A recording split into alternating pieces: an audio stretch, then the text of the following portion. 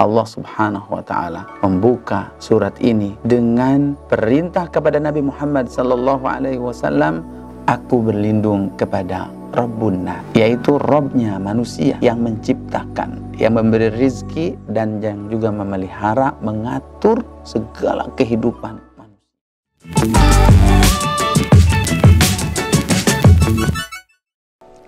Assalamualaikum warahmatullahi wabarakatuh. Alhamdulillah, wassalatu wassalamu ala man la nabiyya ba'dah, Nabiyyina Muhammad ibn Abdillah wa ala alihi wa sahbihi wa man tabi'ahu wa wala. Saudara-saudaraku sekalian yang berbahagia, jumpa lagi dengan kajian tafsir Al-Quran bersama saya, Saiful Bahri. Kali ini kita akan melanjutkan kajian sebelumnya, yaitu setelah kita membahas tafsir surat Al-Ikhlas, surat Al-Falaq, untuk menyempurnakannya adalah surat An-Nas. Surat yang memiliki arti manusia, membahas tentang kita, objeknya, saya, Anda, kita semua. Ada apa? Allah Subhanahu wa Ta'ala menutup urutan mushaf Al-Quran ini dengan surat An-Nas. Tentu akhir dari segala sesuatu itu adalah sesuatu yang sangat paling penting. Ketika kita membaca mushaf Al-Quran, pesan terakhirnya adalah surat An-Nas. Ternyata surat An-Nas ini membahas tentang hakikat musuh manusia.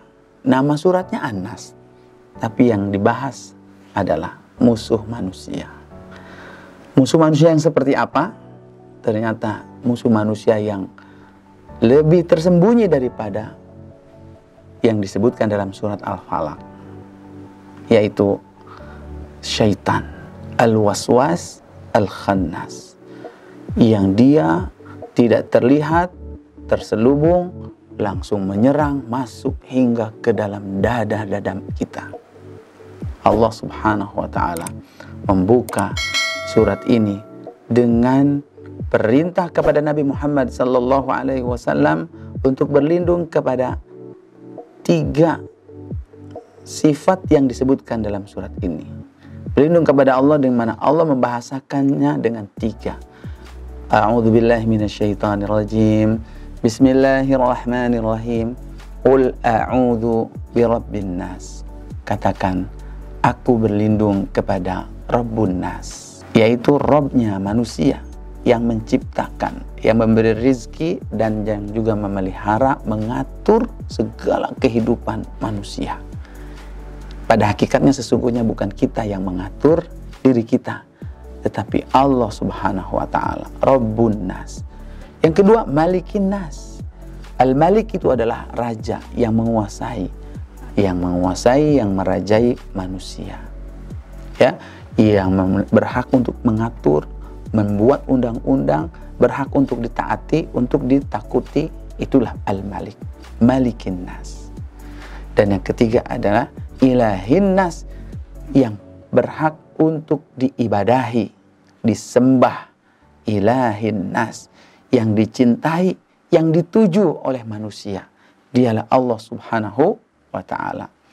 Menarik sekali ketika dalam surat Al-Falaq Allah hanya menyebut dirinya 1, yaitu birabbil falaq. Sedangkan dalam surat An-Nas ini Allah menyebut dirinya dengan 3 sifat: Rabbun Nas, Malikin Nas, Ilahin Nas.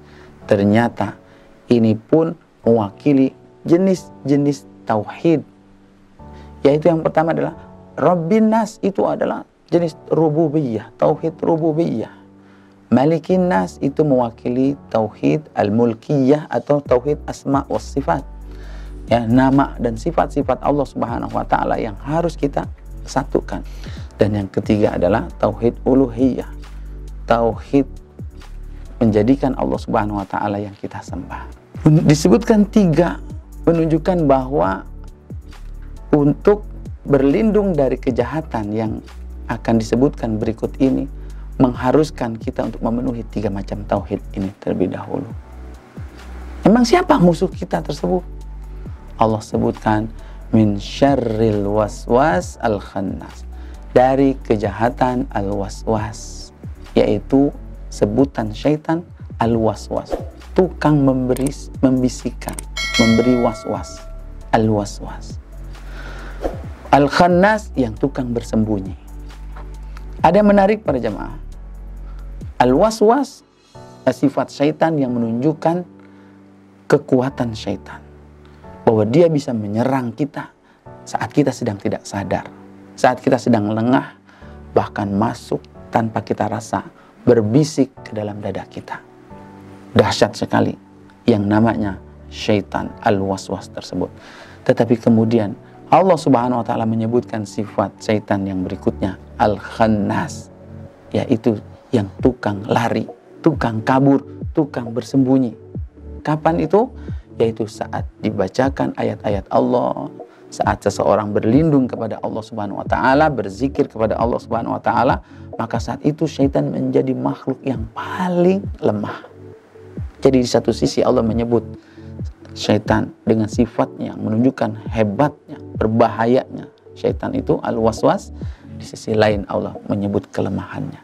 Sehingga untuk berlindung dari bahaya bisikan syaitan ini, jadi yang kita takuti itu adalah bisikan, kejahatan bisikan syaitan, bukan tampang syaitannya. Ya, ini yang salah kaprah terjadi di kita. Banyak di antara kita yang takut karena fisik setannya. Ya, karena putihnya, pucatnya, kuntilanak. Karena apa? Matanya yang keluar, hidungnya yang gede, perutnya yang gendut. Bukan itu. Tapi saat dia berbisik ke dalam dada kita.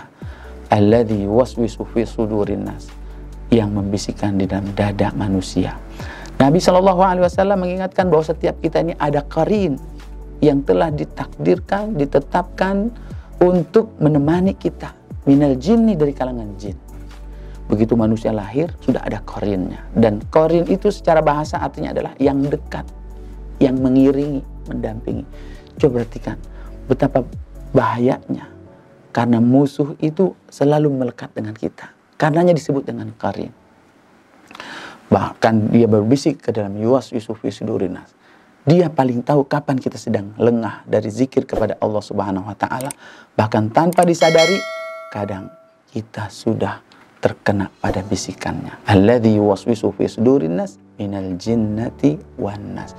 Ternyata Allah menyebutkan syaitan al-waswas, al-khannas ini ternyata bukan dari kalangan jin saja, tapi juga dari kalangan manusia. Kalau dari kalangan jin, mungkin kita sudah pahami, ia masuk ke dalam diri kita. Lalu bagaimana bisikan yang bersifat dari kalangan manusia? Itulah yang disebut oleh para ulama adalah teman dekat kita, teman baik kita, yang sadar ataupun tidak sadar, secara halus sudah memberikan bisikan tanpa kita sadari, yang mengajak kita untuk jauh dari kebenaran. Sesuai dengan nama syaitan, yaitu artinya adalah jauh, ba'idun anil haq, jauh dari kebenaran. Terkadang pengaruh teman, sahabat begitu kuat sekali. Ya, orang itu bisa terjebak pada perbuatan korupsi, berbohong, karena boleh jadi karena pengaruh dari temannya. Karena nanti ada di dalam akhirat itu penyesalan orang-orang